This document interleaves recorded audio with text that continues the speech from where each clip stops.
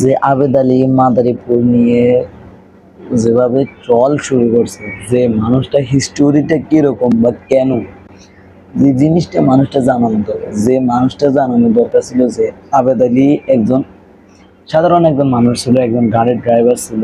সে BCS যে প্রশ্ন ফাঁস করছে তারা জিজ্ঞেস করছে যে সাংবাদিক ভাইরা, যে আপনি প্রশ্ন ফাঁস করছেন, টাকা এত টাকা কই পাচ্ছেন? যে আমি বলছে যে আমি যে এত টাকা পাইছি আল্লাহ রাস্তায় দান, আল্লাহ রাস্তায় দান করছি। হাদিসে লেখা আছে যে তুমি হালাল টাকা দান করো, হালাল টাকা উপার্জন করে হালাল টাকা দান করো। এখন আবার ইবাদতের জায়গায় বলতেছে যে তুমি ইবাদত করো নিজ নিজ স্থান এবং কাউকে দেখানোর জন্য, একমাত্র আল্লাহকে খুশি করার জন্য।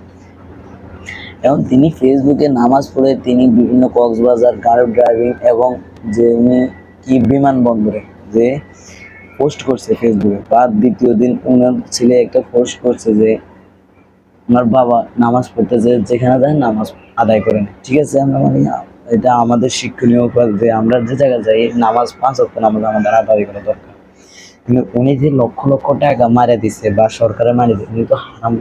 যে গরিব দুঃখীদের সাহায্য করছে এবং নদীদের সাহায্য করছে, এবং দ্বিতীয়ত মনে বলতেন গরু কোরবান দিচ্ছে, এবং যে কোরবান দিচ্ছে উনি 100 কেজি গোস্ত 100 জন মানুষকে দিয়েছে এবং গাড়িতে করে চড়ে। দ্বিতীয় কথা হচ্ছে যে উনি সত্য কথা বলছে। এখন মানুষ কথায় আছে, যে মুরব্বীদের কথায় আছে 10 দিন চলে 1 দিন গিয়ে, 10 দিন চুরি করতে করতে অভ্যাস 1 দিন গিয়ে, কিন্তু বাপেরা ছাড়া না, এটা কথায় আছে।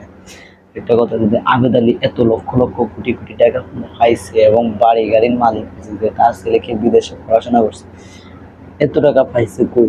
যে বিসিএস ক্যাডারে প্রশ্ন ফাঁস করছে, বিসি তারও মাথার বাড়ি দিছে, কারণ আনন্দময় করে দিছে যে এত লক্ষ লক্ষ টাকা। এবং দ্বিতীয় কথা হচ্ছে যে যারা গরিব দুঃখী দিন মজুর করে এবং তার পড়াশোনা একটা ছেলেকে একটা ভালো জব দেওয়ার জন্য চাইছে, কিন্তু পারেন।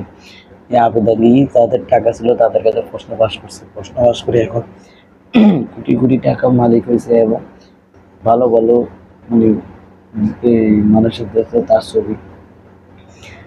এখন তোমার কথা হচ্ছে যে উনি একজন চোর বা উনি একজন চুরি করছে, উনি একজন দালাল, এত লক্ষ লক্ষ টাকা মাইরা দিচ্ছে। এর থেকে যেন বড় দালাল বাংলাদেশের জন্ম আছে, এটা কি কেউ দেখছে?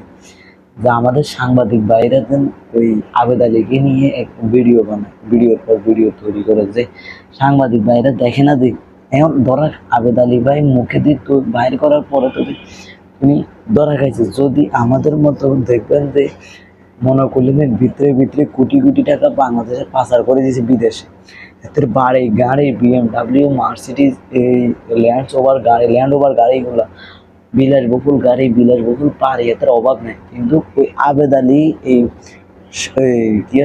সহজ সরল হয়ে এই কথাটা বলছিলেন, তার মনে করে যেন আকাশ ভাঙে পড়ছে। কিন্তু কোটি কোটি টাকা মাইরা দিছে, কিন্তু কোটি কোটি টাকা মাইরাতে হালাল পথে দিছে, কিন্তু হালাল পথে দেওয়ার তো তার ঔচিত্য নিচ্ছে।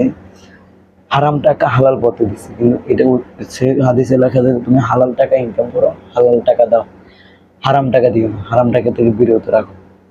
এখন আমাদের বাংলাদেশে এমন অবস্থা, দেখবেন কুমিরের মতন পুরা হারান, এতে বাংলাদেশকে গিলি খাইলে হইতে হেতের ব্যাংকে যাইছেন কোটি 400-500 কোটি টাকা নদী দিয়ে একদম কদিন আগে বাইরে চলে। একদম আমাদের ভালো মানুষ যে 400 কোটি টাকার মালিক, 200 বিঘা জমি, 200 ভরি স্বর্ণ, এবং বাপেরে দিতেছে, শ্বশুরে দিতেছে, খালারে দিতেছে, নানিরে দিতেছে, ভালো মানুষ।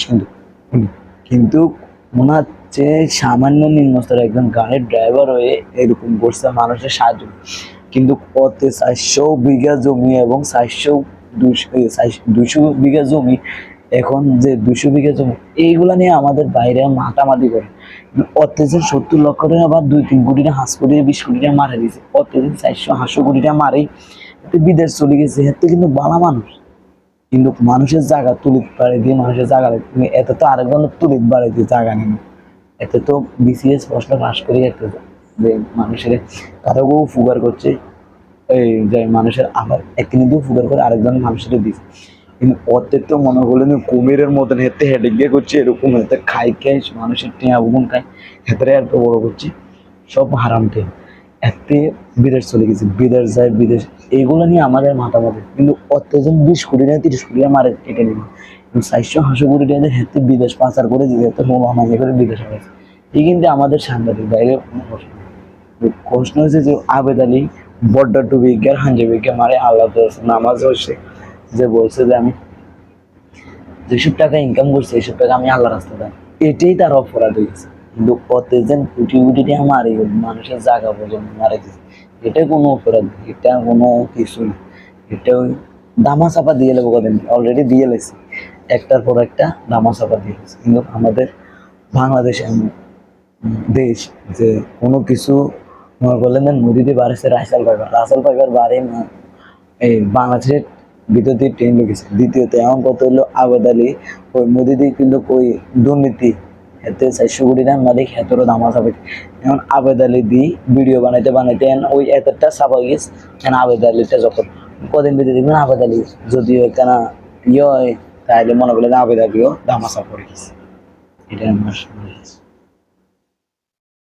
ওতে নিরীহ অনেক এত সব চাপ হয়ে গেছে। এত যদি একখানা মোড় হইতো তাহলে অতটা চাপ হইতো কদিন বিধে আবার এত মামা খালাস। আল্লাহ হাফিজ।